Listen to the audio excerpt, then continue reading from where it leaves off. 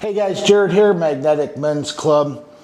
Today I got a little bit different video. Maybe you've said this phrase before in the past. I certainly have, and I'm sure you've certainly heard this. I just want to be happy. But what does that mean? And why, out of every emotion we have, why is this one more important than even love? Happiness is an emotion, just like love, just like being mad, just like being upset. All of these are different emotions that we have, yet for some reason happiness is marketed to us, or the lack of happiness is marketed to us above all other emotions. So I remember when I was young, my mom and my dad, they really weren't in a great relationship. She basically stayed for us. Kind of a drunk, a weekend drunk. He was never really around, and she always used to say, I just want to be happy. I just want you boys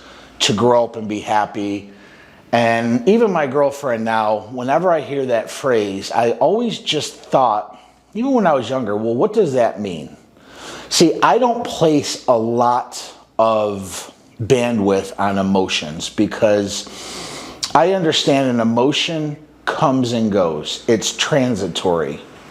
And so the problem is when we seek to find happiness, that is the surest way to never be happy.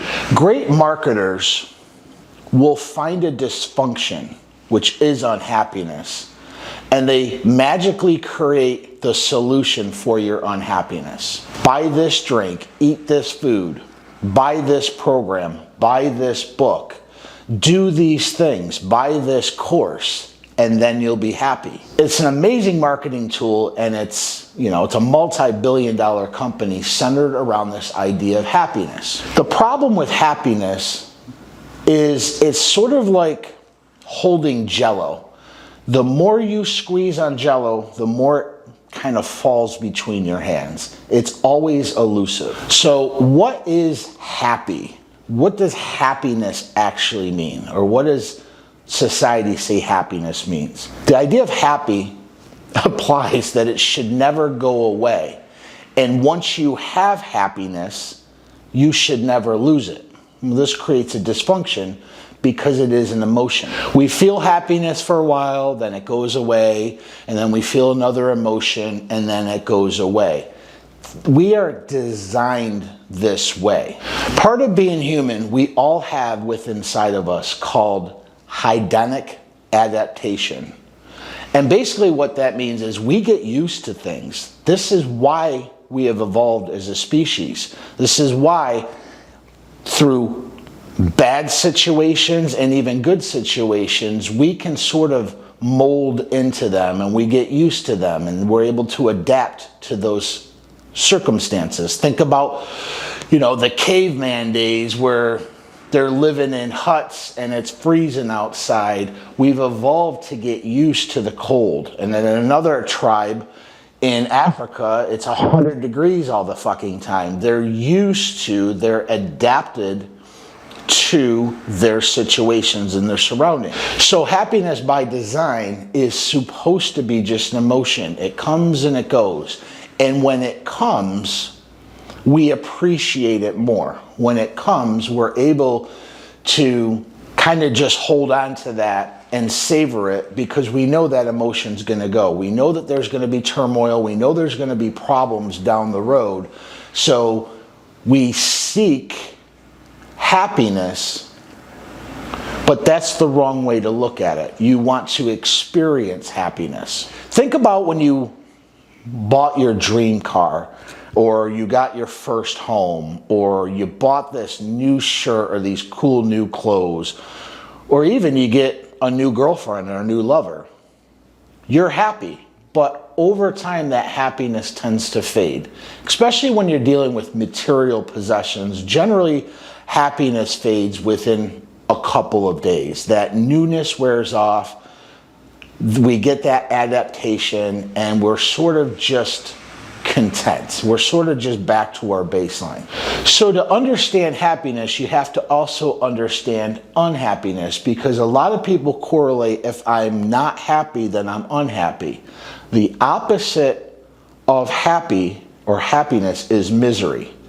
Just because you're not happy doesn't mean you're unhappy. You could be content, you could be satisfied, you could be comfortable.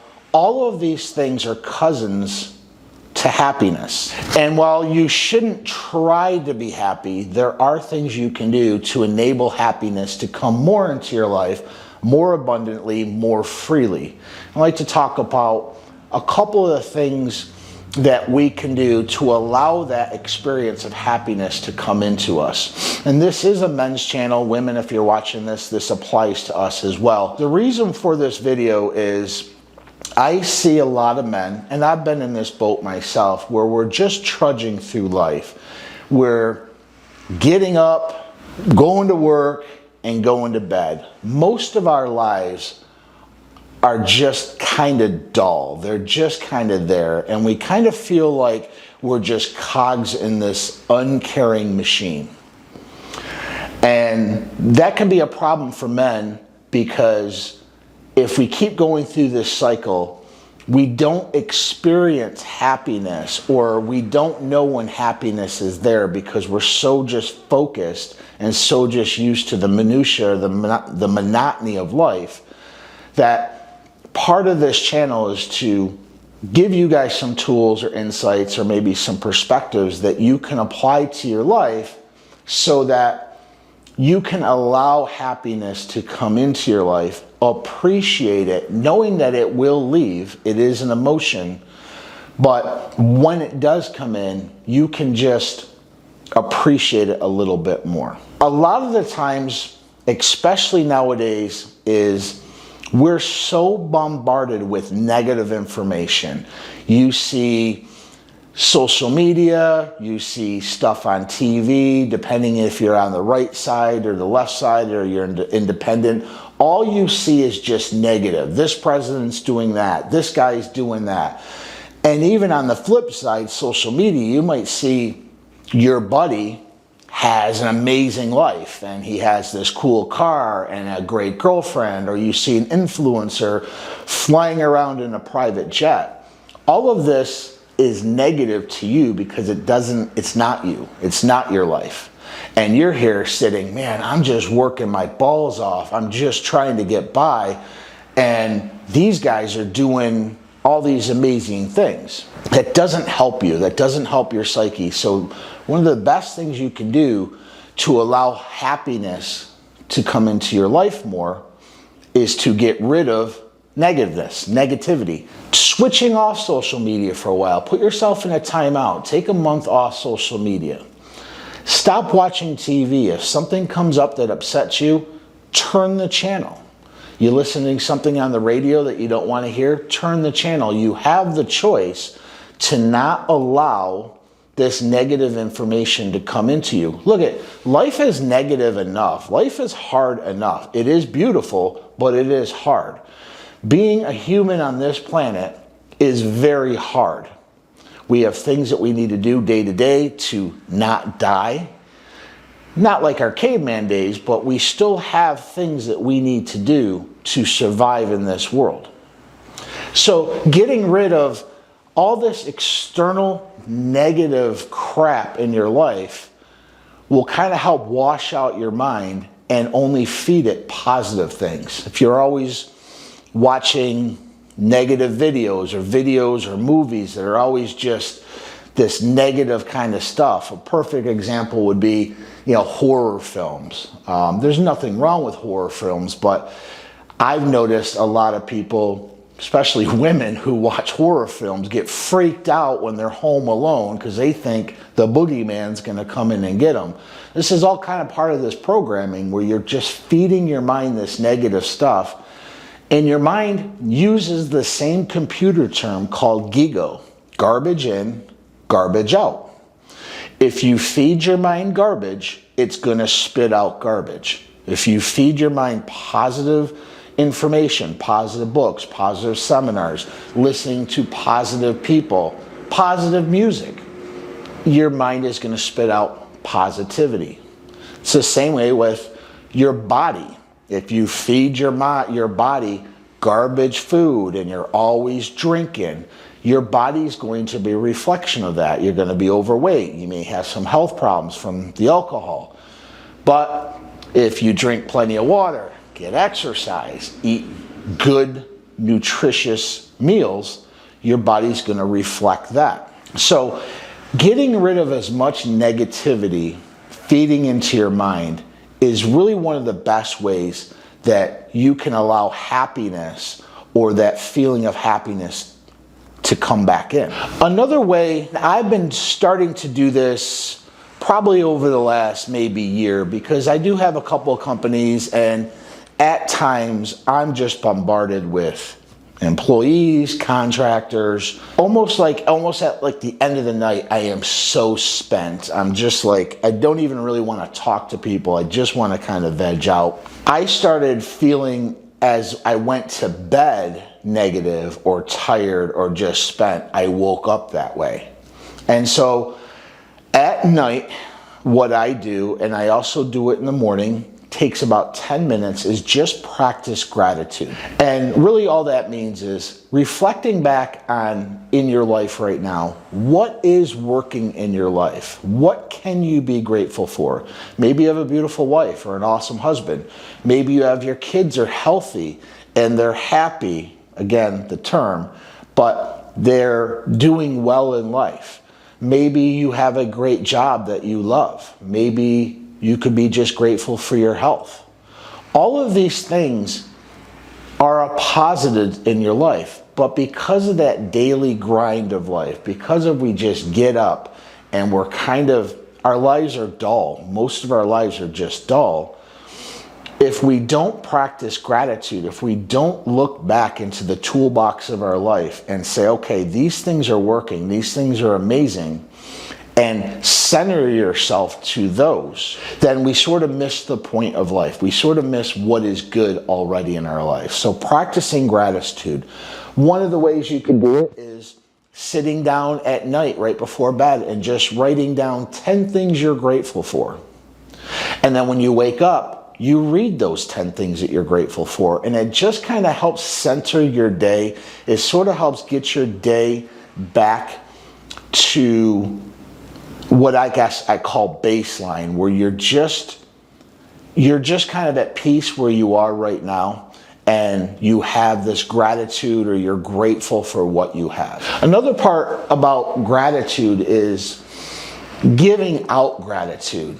Maybe just going to your wife. You go through the day-to-day motions, I understand that. Maybe just stopping in the morning and say, you know, honey, I really appreciate everything that you do for this family. I know you're a hard worker, you're a great mom, you're an amazing wife. By telling your kids, hey, you guys are amazing kids. I am so thankful and lucky to be your father.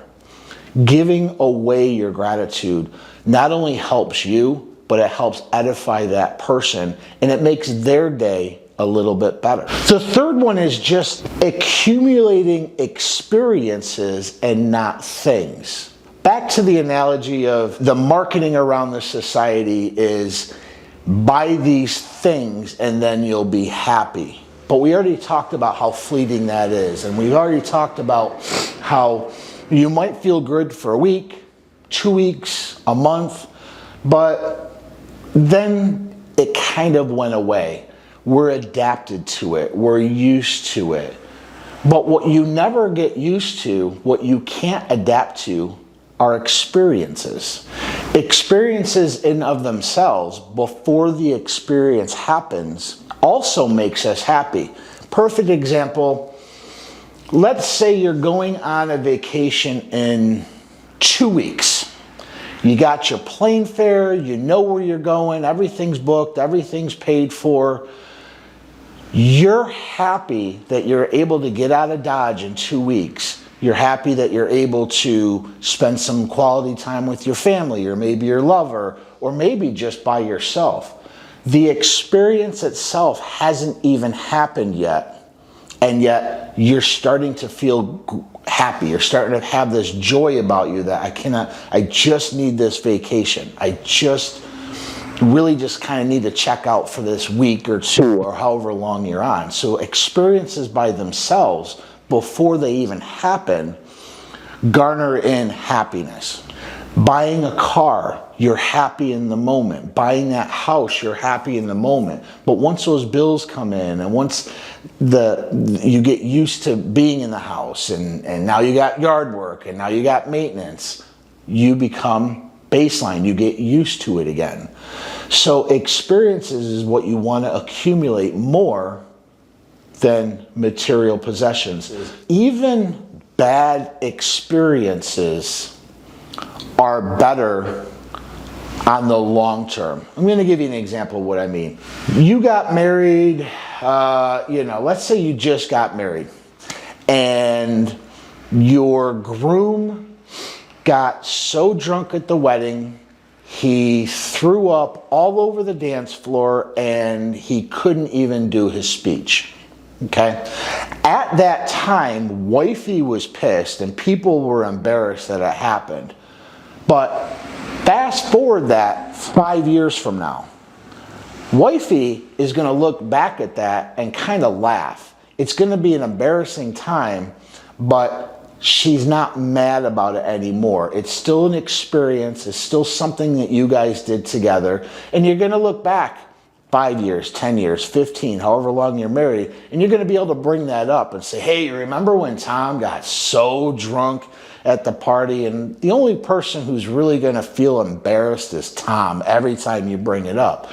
But the idea is even bad experiences trump material possessions because they last forever. As long as you have your memory, as long as you have your cognitive memory, those experiences long term are going to help with your happiness and that joy that you have having that experience. And the final thing, giving of yourself. Now, I don't know what skills you have or what passions you have or what things that you are good at, but let's say you want to volunteer at a soup kitchen or maybe a meal place that does meals for homeless. You're giving your time, you're giving a part of you to help other people. That is an experience that you're gaining, but it's also happiness that you're getting. Maybe you love animals and you want to volunteer time at a rescue dog center, or you take in pets temporarily. My aunt does that. That's what gives her joy. That's what she loves to do. So the key is to find something that will allow happiness to come into your life more.